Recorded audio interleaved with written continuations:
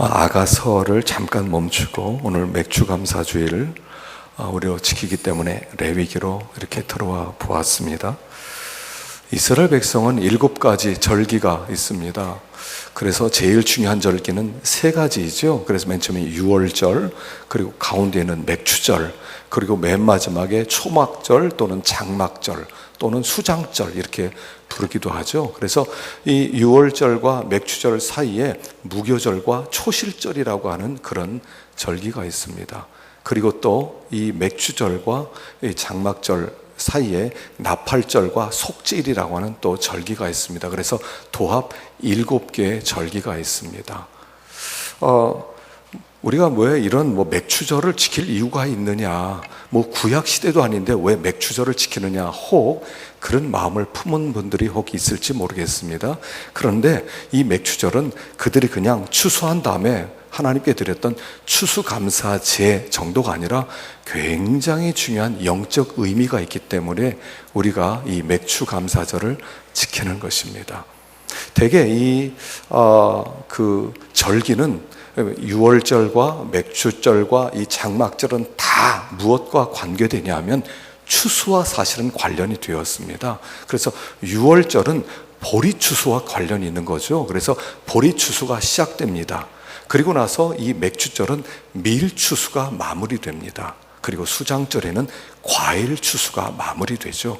그래서 그들로 하여금 이 절기를 다 마치고 이 절기 때 하나님이 주신 은혜를 생각하고 하나님께 감사를 하고 또 기쁨으로 하나님 앞에 나오는 절기, 그런 의미가 있고요. 그래서 우리가 이 맥추절을 맞이해서 하나님께 감사한 의미를 다시 한번 생각하고, 그리고 또 2015년 후반기를 또 새롭게 또 이렇게 헌신된 마음으로 시작하자는 그런 의미가 이 맥추절에 있는 것입니다. 자, 오늘 16절부터 한번 읽어보겠습니다. 16절부터 18절까지를 한번 읽어보겠습니다. 시작. 7 안식일 이튿날까지 합하여 50일을 계수하여 새 소재를 여호와께 드리되 너희의 처소에서 10분의 2 에바로 만든 떡 2개를 가져다가 흔들지니 이는 고운 가루에 누룩을 넣어서 구운 것이요 이는 첫 요제로 여호와께 드리는 것이며 너희는 또 이 떡과 함께 1년 된 흠없는 어린 양 7마리와 어린 수소 1마리와 수양 2마리를 드리되 이것들을 그 소제와 그 전제 드려서 번제로 삼을지니 이는 화제라 향기로운 냄새며.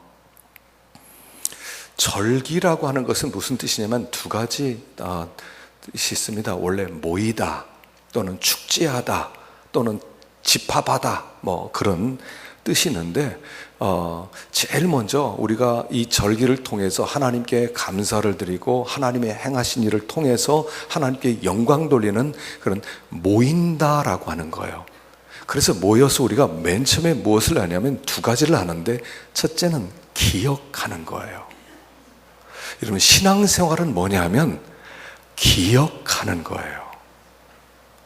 하나님께서 행하신 일을 기억해라. 자, 여기 이사야 46장 9절을 보십시다. 시작. 너희는 옛적 일을 기억하라. 나는 하나님이라. 나 외에 다른 이가 없느니라. 나는 하나님이라. 나 같은 이가 없느니라. 신앙은 뭐냐면 기억하는 거예요. 모인다고 하는 것은 뭐예요? 모여서 기억한다는 것입니다. 하나님께서 행하신 일을 기억하라. 계속해서 광야에 있는 이스라엘 백성들에게 주님께서 계속 주셨던 말씀이 뭐냐 하면 기억하라는 거예요. 내가 어떤 일을 행하였는지, 어떤 능력으로 이 애굽 왕을 혼내주었고 어떤 능력으로 이 홍해를 건넜는지를 기억하라는 거예요. 그래서 신앙은 뭐냐면 기억으로 시작하는 거예요. 그런데 기억이 없어지면 어떻게 됩니까? 자꾸 새로운 것을 하나님께 요구하는 거예요. 신비한 것을 자꾸 요구하는 거예요. 하나님 또 역사하시오, 또 홍해 갈라주세요, 또 만나주세요, 또 매출하게 주세요, 또 병고쳐 주세요. 계속 요구하는 거예요. 그래서 하나님이 그렇게 해주지 않으면 하나님 이상하다, 왜 그렇게 역사하지 않지? 그래서 또 신비주의로 나갈 수가 있는 거예요. 왜 그래요? 기억하지 못해서 그래요. 신앙은 첫 번째로 기억하는 겁니다. 기도라고 하는 것은 뭡니까? 기억하는 겁니다. 절기란 무엇입니까? 기억하는 거예요. 하나님의 행하신 일을 기억하는 거예요. 이 맥추절은 무엇입니까? 우리가 전반기 6개월을 마치고 후반기를 시작하면서 지난 6개월 동안 함께 하시고 지켜주신 하나님의 은혜를 기억하는 거예요. 우리는 너무 잘 잊어버리거든요. 타락은 뭐냐면 기억하지 못하는 게 타락이에요. 잊어버리는 거예요. 자녀들이 부모의 은혜를 기억할 때 부모에게 감사하는데 기억하지 못할 때 하는 소리가 나에게 해준 게 뭐 있어? 라고 얘기하는 거예요. 그동안 아무리 많이 해줬어도 한 가지 잘못했을 때 기억하지 못하니까 부모에게 원망하고 욕을 하는 거거든요. 하나님이 우리에게 행하신 수많은 일을 기억하는 거예요. 그래서 우리가 지난 6개월을 가만히 생각하는 거예요. 삶을 복기해 보는 거예요. 얼마나 여러 가지 많은 일들이 있었습니까? 제일 큰 일은 메르스가 있었죠. 얼마나 공포스럽게 사람들 두려워하게 했습니까? 텔레비전에서 테레비전만 키면 메르스가 어디 몇 명 걸렸다, 몇 명 격리시켰다, 뭐 슈퍼 전파자가 있다, 어떻게 될지 모르겠다, 계속 그런 이야기. 그 속에서 감사한 게 우리 교회는 한 사람도 메르스 걸리지 않은 게 감사했어요. 여러분, 메르스 환자 교회 하나 생기면 어떻게 되겠습니까? 그럼 우리 교회 폐쇄하는 겁니다. 문 닫아야 돼요. 혹시 어떤 사람이 그 전주에 아팠는데 예배를 드리고 갔어요. 그럼 그 사람 만난 사람 다 위험해지지 않습니까? 그럼 우린 다 격리되는 겁니다. 뭐 클럽 아파트에서 나타났다고 있었다고 그러는데 하나님이 감사해요. 여러분, 별거 아닌 것 같아요. 돌아보면 감사한 거예요. 이번에 연평해전이라는 영화가 나왔어요. 굉장히 감동적이에요. 꼭 아이들 데리고 가서 보셔요. 정말 좋아요. 몰랐어요. 2002년 월드컵 있었던 해 무슨 일이 있었는지 몰랐어요. 작은 자막 하나로 그냥 전투가 벌어졌다, 그걸로 끝났지. 그 다음에 이 일이 어떠했다 우리가 알았습니까? 근데 그것을 다시 복기를 시켰어요. 2002년 월드컵 있었던 때 3, 4회전 한국과 터키 축구하던 그날 전투가 있었어요. 치열한 전투가 있었어요. 무엇입니까? 우리로 하여금 기억시키는 거예요. 2002년을 기억하라는 거예요. 너희들이 가장 큰 축제와 기쁨과 평화의 그 순간에 하나님이 너희를 이렇게 지키셨다는 것을 기억하라는 거예요. 그게 잘못해서 확전이 되어서 전년이 되었으면 어떻게 할 뻔했습니까? 그런데 하나님이 막아주신 거예요. 은혜예요. 우리로 하여금 기억시키는 거예요. 신앙이란 무엇입니까? 기억하는 거예요. 잊어버리기 때문에 원망과 불평이 나오죠. 기억하기만 하면, 여기에 있기까지 하나님이 어떤 은혜를 베풀어 주셨는지 기억하기만 하면, 그러니까 그들이 이렇게 추수를 합니다. 그래서 그들이 이렇게 뭐 양 7마리, 그 다음에 떡 2덩어리, 그 다음에 수소 1마리, 그 다음에 수양 2마리, 그래서 하나님께 제사를 드리는데, 그 뭐냐면 이런 뜻이에요. 그들이 이렇게 수확을 했습니다. 떡 2덩이 2개는 뭐냐면 그동안 밀추수를 통해서 하나님께서 주신 은혜를 기뻐하는데, 열매라고 하는 것은 무슨 뜻이냐면 하나님 이렇게 많은 거 먹을 거 주셔서 고맙습니다, 이게 아닙니다. 이 먹을 것을 주시기 위해서 하나님은 날씨를 주장해 주셨어요. 비를 주시고 해를 주시고 바람을 불게 하시고 이슬을 주시고, 또 추수할 수 있도록 우리에게 건강을 주셨어요. 건강을 주셔서 모든 식구들이 다 그것을 추수할 수 있도록, 농사짓고 추수할 수 있도록 만들어 주셨고, 또 원수들이 쳐들어오지 못하게 하셔서 그것을 거두게 하셨단 말입니다. 그래서 그 열매라고 하는 것은 뭐예요? 그냥 단순한 열매가 아니라 하나님께서 1년 내내 그것을 위해서 우리를 이렇게 보호하셨다 하는 데 대한 감사의 고백이란 말입니다. 그게 기억하는 거예요. 오늘 우리의 존재 자체 여기에 앉아 있다는 것은 하나님께서 우리나라의 모든 상황을 편안하게 만들어 주시고, 또 하나님께서 우리에게 건강을 주시고 우리에게 가정에게 어려운 일 없도록 만들어 주셔서 여기 있게 하셨다 하는 거예요. 그냥 내가 이유 없이 그냥 여기 아무 일 없이 여기 앉아 있는 것이 아니라 그 뒤에 수많은 우리가 알지 못하는 사이에 연평해전과 같은 수많은 눈에 보이는 영적 전투를 통해서 하나님이 우리를 보호한 결과 내가 지금 여기 있다는 것에 대한 기억이에요.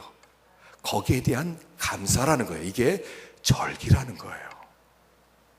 지난 6개월 동안 어떤 일들이 있었습니까? 여러분 삶 속에 수많은 비하인드 스토리가 있잖아요. 숨어있는 이야기가 있잖아요. 그래서 이런 일이 있었습니다. 저런 일이 있었습니다.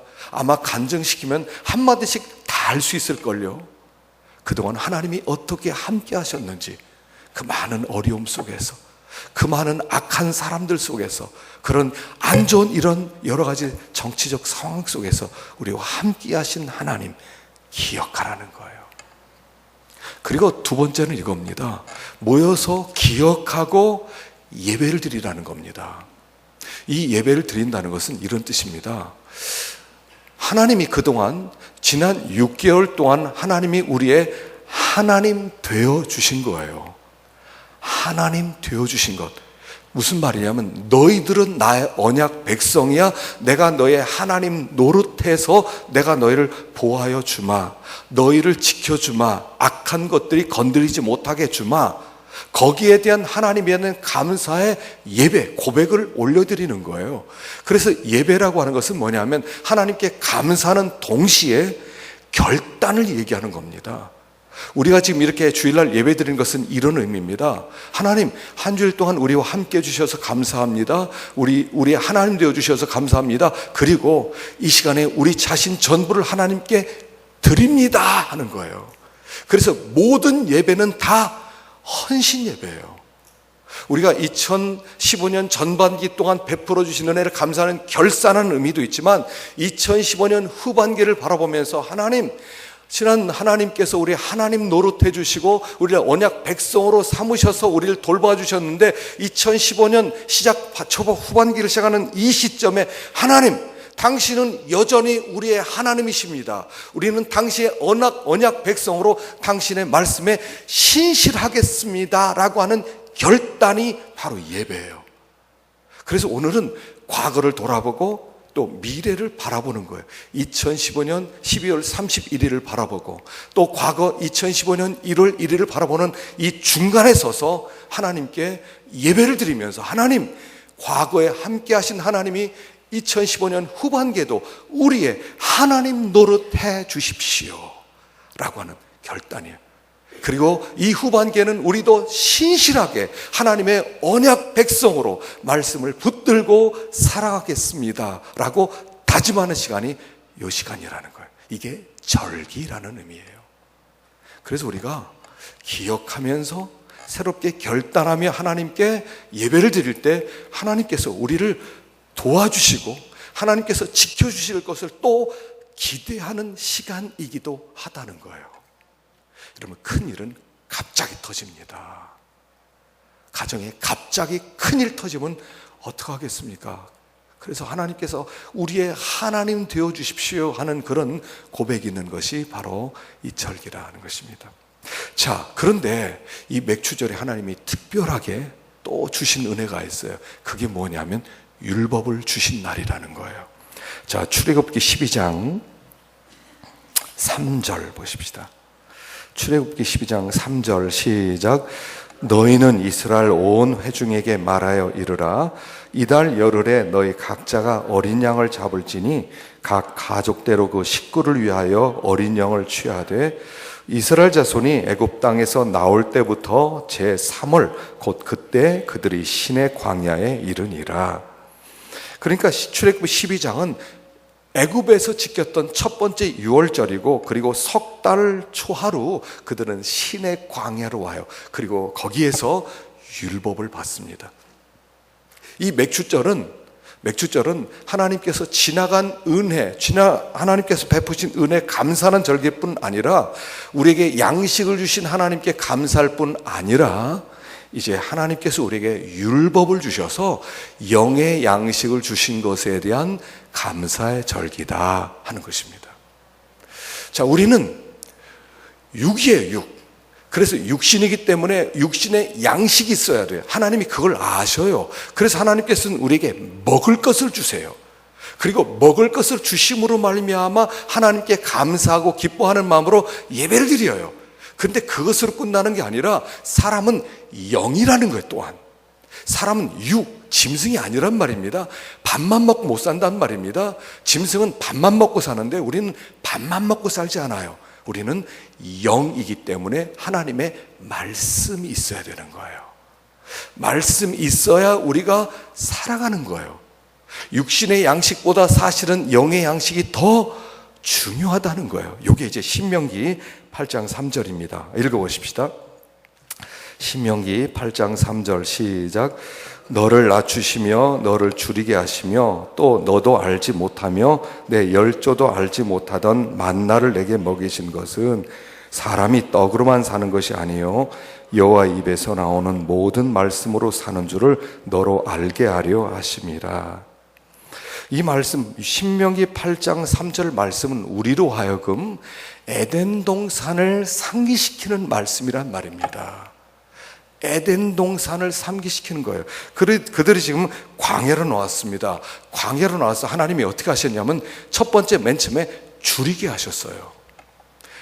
먹을 걸 안 주셨어요. 광야로 나오는데 먹을 게 있습니까? 먹을 것이 아무것도 없습니다. 그래서 그들로 하여금 먹을 것을 주시는 분은 하나님이시다 하는 것을 가르쳐주기 위해서 줄이게 하시는 거예요. 그리고 그들에게 하나님이 만나를 주셔요.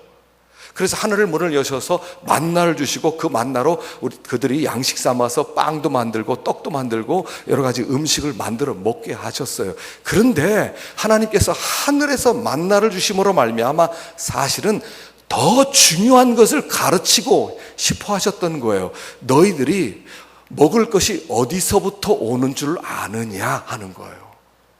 먹을 것이 너희들의 노력으로부터 나오는 것이 아니라는 거예요. 그게 하나님께로부터 나오는 거라는 거예요. 육신의 양식이 내가 노력해서 되는 겁니까? 노력해도 병들면 노력을 못하는 거예요. 그럼 그 건강도 하나님이 주신 것이지, 그럼 건강은 내가 건강을 지켜서 유지된 겁니까? 하나님이 주시는 거예요. 농부들은 씨를 심지만 좋은 날씨 주는 것은 하나님이에요. 하나님이 좋은 날씨 주지 않으면 풍년은 안 오는 거예요. 사람들은 이렇게 생각해요. 내가 노력하면 잘 살 수 있대요. 정말이에요? 그런데 우리와 똑같은 노력을 북한 사람들도 하고 있단 말입니다. 북한 사람들이 노력 안 해서 못 삽니까? 아니요. 우리보다 더 노력을 합니다. 저 아프리카 사는 사람들 우리만큼 노력 안 합니까? 더 많이 노력합니다. 그런데 우리는 왜 이렇게 풍성하게 살고 그들은 왜 그렇게 가난하게 사는 겁니까? 노력이 없었다고요? 노력해서 잘 살았다고요? 아니에요. 하나님으로부터 오는 거라는 거예요. 하나님부터 오는 거예요. 그런데 그 먹는 것이 어디로부터 오는 거예요? 말씀으로부터 온다는 거예요. 제가 누누이 말씀드리는 게 뭡니까? 에덴 동산이라는 거예요. 에덴 동산. 자, 에덴 동산에서 그들이 에덴 동산에서 하나님이 주는 모든 풍성한 양식을 먹었습니다. 배불렀습니다. 그들이 좋았습니다. 그런데 하나를 안 먹었어요. 하나님의 말씀 하나를 매일 기억해야 되는데, 선악을 알게 하는 나무의 실과를 먹지 말라, 이것을 매일 먹어야 됐어요. 아침에 일어나면 선악을 알게 하는 저 나무를 먹지 말라고 그랬지, 먹으면 정녕 죽으라고 했지, 하나님 제가 저 나무는 결코 먹지 않을 것입니다. 그리고 그날을 살아가야 되겠어요. 그런데 그들이 그 하나님의 말씀을 안 먹었어요. 한번 들어놓고 그리고 나서 그냥 노느라고 바빴어요. 그러다 마귀가 와서 저거 먹어 그랬을 때 먹었어요. 그랬더니 어떻게 됩니까? 하나님의 말씀을 버렸더니 하나님이 에덴에서 쫓겨나서 음식을 다 빼앗아가 버렸다는 거예요. 말씀을 버리는 순간 하나님이 음식을 다 빼앗아 갔다는 거예요. 자, 이제 니네 노력대로 살아봐, 이렇게 말씀하는 거예요. 노력대로 살아봐. 너 노력으로 사는 거지? 한번 노력대로 살아봐. 하나님의 말씀 버렸더니 먹을 것을 하나님이 다 가져갔다는 얘기예요. 무슨 얘기예요? 말씀 하나가 있으면 모든 먹을 것이 다 있었는데 말씀을 버리니까 모든 먹을 것이 다 날아갔다는 얘기예요. 진짜 중요한 게 뭐라는 겁니까? 율법이라는 거예요. 하나님이 그 말씀을 주셨다는 거예요. 그래서 항상 그랬습니다. 항상 이스라엘 백성을 보면요, 항상 어떻게 그들이 복을 받을 때는 하나님의 말씀을 붙들고 그 말씀을 따라 살면 복이 있고, 하나님의 말씀 또 저렇게 살아야 돼, 맨날 똑같은 말씀 지겨워, 또 자유롭게 마음대로 살고 싶어, 그러는 순간 그들이 나중에 포로가 되는 거예요. 전쟁이 패배하는 거예요. 그러다 보니까 제사장의 역할이 참 중요했어요. 제사장은 어떤 사람이냐면 안식일마다 백성들이 나오면 그들에게 율법을 가르치는 사람이었습니다. 근데 율법을 가르쳤더니 백성들이 맨날 똑같은 얘기하고 듣기 싫은 얘기만 하고 귀찮네. 그러니까 자꾸 눈치가 백성들이 안 좋은 것 같아요. 그러니까 제사장이 어떻게 됩니까? 긴장을 해요. 제사장은 항상 백성들이 가져오는 걸 가지고 먹고 살기 때문에 백성들이 안 나오면 못 먹고 사는 거예요. 그러니까 자꾸 백성들 눈치를 보면서 백성들이 원하는 말을 해주기 시작하는 거예요. 그게 타락이라는 거예요. 그럼 백성들이 우리 제사장들 참 훌륭하네, 참 좋은 말씀 해주네, 내 마음에 딱 맞는 말만 해주네, 그러면서 점점 타락이 되기 시작하는 거예요. 그럴 때 하나님은 선지자를 보내요. 선지자는 백성들이 가져온 걸 가지고 먹고 살질 않아요. 하나님께 직접 먹고 살기 때문에 자기 직업을 또한 가지고 있었기 때문에 선지자들은 백성들을 눈치를 볼 필요가 없어요. 그래서 그들이 하나님의 말씀을 살아있는 말씀을 선포해서 듣게 만드는 거예요. 그런데 또 어떤 일이 벌어지냐면 왕들이 선지자를 기르는 거예요. 야, 너희들 산에 들어가서 그렇게 있지 말고, 너희들 그렇게 자기를 갖지 말고, 야, 와서 내가 먹을 월급 줄 테니까, 야, 여기서 하나님 말씀 연구해. 그래서 그들이 와서 왕 밑에서 왕의 월급 받으면서 말씀을 연구하기 시작했어요. 그러다 보니까 어떻게 돼요? 또 왕의 입맛을 맞춰줘야 돼요. 왕이 정치하는데 알맞는 말을 또 해줘야 되는 거예요. 그게 아합 왕이 밑에 기르고 있었던 선지자 400명들이에요. 내가 전쟁에 나갈까? 왕이여, 전쟁 나가면 승리할 겁니다 하면서 가짜 예언을 하기 시작하는 거예요. 그러니까 타락이 되는 거예요. 말씀이 타락되니까 그 시대는 망하는 거예요. 항상 말씀이 타락하면 그 시대가 망하는 거예요. 그런데 하나님이 그 시대를 살릴 때는 어떻게 하세요? 항상 말씀을 회복시키기 시작하세요. 그래서 하나님이 그 시대를 하나님이 징계하시려면 맨 처음에 하신 일이 뭐냐면 말씀을 선포하는 선생을 숨기는 거예요. 야, 말씀 전하지 마. 엘리야가 하나님의 말씀을 마지막으로 딱 선포하고 그를 숨겨요. 3년 6개월 동안. 말씀을 숨기는 순간 3년 반 동안 기근이 시작되는 거예요. 그리고 하나님께서 다시 엘리야에게 왕에게 가라 그래서 하나님의 말씀을 가진 선지자가 나오는 순간 비가 내리기 시작하는 거예요. 이게 원리예요. 항상 원리였어요. 말씀이 있다는 것은 무슨 뜻이에요? 새 시대가 시작된다는 뜻이에요. 그래서 항상 하나님의 한 시대를 축복할 때는 항상 말씀의 사역자들이 우죽순처럼 일어나게 만드는 거예요. 그게 미국에서 일어났던 각성 운동이었어요. 영국의 웨슬리 같은 말씀의 사역자가 일어나서 영국 어떤 분이 그러더라고요. 웨슬리가 없었다면 영국 사람 수십만 명이 피를 흘리고 죽었을 것이다. 말씀의 사역자가 하나 일어났을 때 그 수십만 명의 죽음을 막을 수 있었다. 말씀의 사역자와 함께 한 시대가 부흥하기도 하고 한 시대가 망하기도 하는 거예요. 그래서 하나님이 은혜를 베풀어 주실 때는 말씀의 사역자를 보내시는 거예요. 자, 여기 이사야서 한번 보십시다. 세 번째 성경 구절입니다. 19절 시작. 시온에 거하며 예루살렘에 거하는 백성아, 너는 다시 통곡하지 않을 것이라. 그가 너의 부르짖는 소리를 인하여 내게 은혜를 베푸시되 들으실 때 내게 응답하시리라. 주께서 너에게 환난의 떡과 고생의 물을 주시나 내 스승은 다시 숨기지 아니하리니 내 눈이 내 스승을 볼 것이며. 백성들이 하나님께 통곡을 하고 부르짖고 하나님께 회개를 했을 때 하나님이 응답하시는데 어떻게 응답하시냐면 선생님을 보내주신다는 거예요. 선지자를 보내신다는 거예요. 선지자를 보낸다는 것은 이런 뜻이에요. 말씀을 가지고 선지자가 왔다는 것은 하나님이 그와 함께 거기 계시다는 뜻이에요. 말씀을 숨겼다는 것은 말씀과 함께 하신 하나님이 숨으셨다는 뜻이에요. 말씀 없이는 결코 새로운 시대가 열리지 않는다는 거예요. 자꾸 우리는 이렇게 생각해요. 말씀 빼놓고 하나님 복 주세요. 하나님 말씀 같은 거는 별로 관심이 없고, 그러나 진짜 하나님께 잘 살아볼게 복 주세요. 말씀이 없는데 하나님이 거기 어떻게 있겠냐는 거예요. 말씀이 없으니까 하나님이 거기 안 계신 거예요. 그러니까 하나님이 안 계시니까 복도 없는 거예요. 근데 하나님이 드디어 신의 광야에서 율법을 주신다는 거예요. 그 얘기는 내가 이제 이 말씀과 함께 너희들과 함께하여서 너의 하나님 노릇하고 너의 반석이 되고 너의 산성이 되고 너의 요새가 되고 너의 피난처가 되고 아무도 너를 건드리지 못하게 하리라, 이런 선포라는 거예요. 그래서 이 맥추절은요, 말씀을 주신 하나님께 대한 감사절기예요. 하나님, 말씀을 주셔서 감사합니다. 여러분 교회 나오면요, 구경하러 나오는 거 아니에요? 교회 나와서 무슨 성가대 찬양이 얼마나 잘하냐 그거 보러 온 거 아니에요? 교회 무슨 분위기가 어떠냐 그런 거 아니에요? 교회 나오면 하나님 말씀 주옵소서 이거예요. 왜냐하면 그 말씀이 임하는 순간 새로운 시대가 열리는 거예요. 엘리 제사장 때 엘리 제사장이 하나님의 말씀을 가까이 하지 아니하고 그가 조금 이렇게 비둔해지고 타락한 선지자였을 때 그 시대가 블레셋에 의해서 맨날 패배하는 거예요. 그런데 하나님이 그 백성을 새롭게 하기 위해서 사무엘을 보낸 거예요. 말씀의 사역자를 통해서 말씀의 사역자인 사무엘을 보냈을 때 그 시대가 열리기 시작하는 거예요. 그리고 그때 다윗 같은 사람이 나오는 거예요. 그래서 그 다윗 시대가 황금 시대가 되는 거예요. 그게 선지자로부터 시작했다는 거예요. 말씀으로부터 시작했다는 거예요. 여러분, 우리의 삶에 새로운 신기원이 열리려면 말씀이 함께 해야 되는 거예요. 말씀이 함께하면 삶이 열리는 거예요. 새 시대가 열리는 거예요.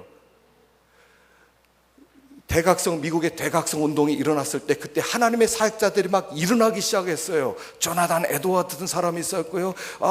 그 위필드 같은 사람이 있었고, 그 다음에 무슨 D.L. 무디 같은 사람이 있었고, 말씀의 사역자들이 막 일어나기 시작하는 거예요. 그리고 그 시대가 황금기를 맞이하는 거예요. 그때가 미국의 황금기였어요, 사실은요. 최고의 황금기. 교회도 마찬가지예요. 개인의 삶도 마찬가지예요. 이 나라 민족도 마찬가지예요. 회복되는 것은 하나님의 말씀이 임하는 것밖에 없단 말이에요. 그리고 그 말씀으로 인하여, 그러니까 하나님 앞에 나와서 하나만 구하세요. 하나님 말씀을 주세요. 하나님 말씀을 주세요.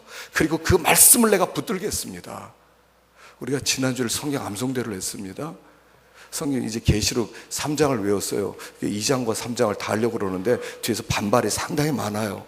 그렇게 긴 걸 어떻게 하란 말이냐 그렇게 하는데, 여러분 그래도 말씀을 자꾸 암송하셔야 돼요. 왜요? 말씀이 오는 거예요. 그게 말씀이 오는 거예요. 그 말씀이 우리 가운데 올 때 그 말씀이 풍성하면 거기서부터 다 나와요. 상담도 해줄 수가 있고요. 기도할 때 또 그 말씀이 나오고요. 삶의 위기 속에서 말씀이 툭툭 튀어나오고요. 그 말씀이 우리를 살리면서 막힌 문들을 열고 새 시대를 열어가는 것이 말씀에 있다는 거예요. 말씀에 있다. 그리고 그 말씀을 주신 날이 맥추절, 오순절이었다. 그것을 감사하는 거예요. 주님, 말씀 주셔서 감사합니다. 여러분, 말씀 주셔서 감사합니다 고백해 보셨어요? 하나님 우리에게 말씀 주셔서 감사합니다. 저 설교가 들려지게 해주셔서 감사합니다. 들려지지 않는 사람 다 자는 거예요. 옆에 자는 사람이 있어요. 제가 자는 사람은 한 번도 안 깨우는데 여러분들이 좀 깨워주세요. 제가 안 깨워도 그 사람 미안할까 봐 제가 못 깨우는 거예요. 사실은요. 좀 깨워주세요. 말씀이 들려진다는 것은 복이 온다는 뜻이고, 말씀이 안 들려진다는 것은 굉장히 위험한 상황에 있다는 것을 이야기하는 거예요. 그래서 이 맥추절은 말씀 주신 하나님에 대한 감사라는 거죠. 자, 세 번째는 유명한 사도행전 2장 1절입니다. 시작. 오순절 날이 이르매 저희가 다 같이 한 곳에 모였더니 호련히 하늘로부터 급하고 강한 바람 같은 소리가 있어 저희 앉은 온 집에 가득하며 불의 혀같이 갈라지는 것이 저에게 보여 저희가 다 성령의 충만함을 받고 성령이 말하게 하심을 따라 말하기 시작하니라. 자, 이 오순절 날은 유명한 아시는 대로 하나님께서 성령을 부어주신 날이에요.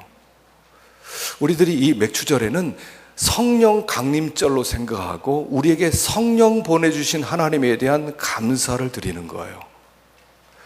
인간의 비극은 어디서부터 시작됐냐면 하나님의 성령이 떠나면서 시작되는 거예요. 이 사람들이 너무 타락하고 악하니까 하나님이 나의 영원히 사람과 함께 하지 아니하리라고 성령이 떠나셨어요. 그리고 그때부터 사람들 가운데는 저주가 시작되는 거예요. 그때부터 사람들은 완전히 망가지기 시작한 거예요. 여러분, 인간이 얼마나 절망적입니까? 인간의 모습이 어떤 모습이에요? 여러분, 그 반지의 제왕이라는 영화에 보면요, 반지의 제왕이라는 영화에 그 골룸이라고 하는 한 괴물이 나와요. 이 골룸이라는 괴물이 사실은 원래 괴물이 아니었죠. 형제와 함께 형 동생이 아주 사이좋게 너무 사랑했어요. 그러다 반지 하나를 발견해요. 그 반지를 가진 자는 자기 몸이 보이지 않고 절대적 왕이 될 수 있어요. 그걸 가지고 형제가 서로 싸우기 시작하는 거예요. 그리고 형이 동생을 죽였어요. 그게 가인의 모습이죠. 그리고 나서 죽인 다음에 그 반지를 차지했는데 나중에 반지를 잃어버려요. 그리고 나서 이 사람이 괴물이 되어버려요. 그리고 나서 그 반지를 찾기 위해서 헤매요. 그리고 나서 어떤 때는 선한 모습으로, 어떤 때는 추한 모습으로, 그게 타락한 인간의 모습이에요. 사실은요, 골룸이라고 하는 것은 굉장히 흉하지만 사실은 톨킨이 거기서 그 소설을 썼을 때 그 소설 속에서 타락한 인간은 이렇다 하는 것을 가르쳐 주는 거예요. 사람들은 이렇게 생각해요. 자기를 착하다고 생각해요. 순진하다고 생각해요. 근데 착하거나 순진하지가 않아요. 사실 이 반지의 제왕이라는 근거가 원래 플라톤에서부터 나왔어요. 플라톤의 국가론이라는 것을 보면 거기에 한 이야기를 합니다. 한 농촌에 가난한 농부가 있었어요. 그 가난하고 착하게 가족끼리 오손도손 행복하게 살았어요. 그러다 우연히 반지 하나를 발견해요. 근데 이 반지를 끼기만 하면 자기의 몸이 안 보이는 반지예요. 그러면서 그걸 이용해서 점점 더 부자가 되기 시작합니다. 그리고 나중에는 왕의 충성스러운 신하가 됩니다. 어느 날 이 반지를 가진 농부가 계획을 하나 세웁니다. 저 왕을 죽이고 나라를 차지해야 되겠다. 그리고 반지를 끼고 왕을 죽이고 나라를 차지하고 왕비를 차지합니다. 이게 인간이라는 거예요. 원래 착하지 않다는 거예요. 기회가 주어지지 않았기 때문에 착한 것처럼 보였지만 원래 착한 것이 아니라는 거예요. 그래서 그 반지 이야기를 그 톨킨이라는 사람이 그걸 근거로 해서 반지의 제왕이라는 아주 대작을 만들어내는 거예요. 인간은 이렇다는 거예요. 그 어거스틴이 고백록에서 이런 이야기를 합니다. 그 인간은 착하지 않다. 인간은 선하지 않다. 상황이 인간을 악하게 만드는 게 아니다. 인간은 본성적으로 악하다. 어린아이를 봐라. 엄마가 있어서 어린아이가 엄마의 젖을 먹었어요. 배불리 먹었어요.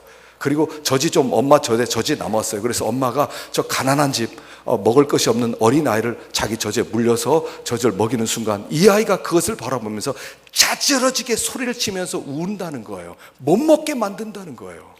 그게 인간이라는 거예요. 인간은, 하나님의 성령이 없는 인간은 그야말로 절망이라는 것을 얘기하는 거예요. 성령 떠난 인간은 골룸 그 자체라는 얘기를 하는 거예요. 그래서 예수님께서 이 땅에 오셔서 십자가에 죽으시고 부활하심으로 말미암아 하나님께서 우리에게 주시는 최고의 축복이 뭐였냐면 하나님의 성령이었다는 거예요. 그리고 그 성령을 보내신 날이 오순절이었다는 거예요. 맥추절이었다는 거예요. 이 맥추절날 성령을 받은 사람들이 하루에 이 베드로가 설교할 때 3,000명이 돌아오는 이 사람들이 첫 열매였다는 거예요. 우리가 바로 그런 사람들이라는 거예요. 예수를 믿어 하나님의 성령을 받아 그나마 골룸 같은 우리들이 좀 갈등 속에서도 주님 앞에 나와서 이렇게 예배를 드리겠다고 이 자리에 겸손하게 앉아 있을 수 있는 것은 하나님의 성령이 있기 때문에 그렇다는 거예요. 그 성령이 떠나기만 하면 인간은 그야말로 괴물 자체가 될 수밖에 없다는 거예요. 하나님의 성령이 우리 가운데 오셔서 계속적으로 일하시는 거예요. 일하시는 거예요. 그래서 우리는 이 성령 강림일, 이 맥추절날 하나님 성령을 보내주셔서 감사합니다. 하나님의 성령이 아니었으면 내가 어떻게 될 뻔했습니까? 하나님, 나는 나를 믿을 수 있는 존재가 아닙니다.